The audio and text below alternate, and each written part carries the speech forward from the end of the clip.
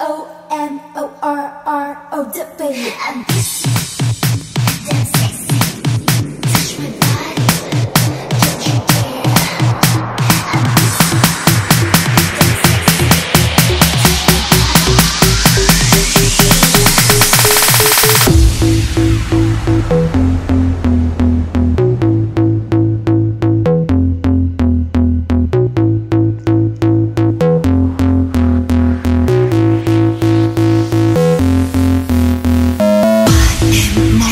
ấm sẽ nồng nàn mang tới cho không gian chút nắng chút tràn.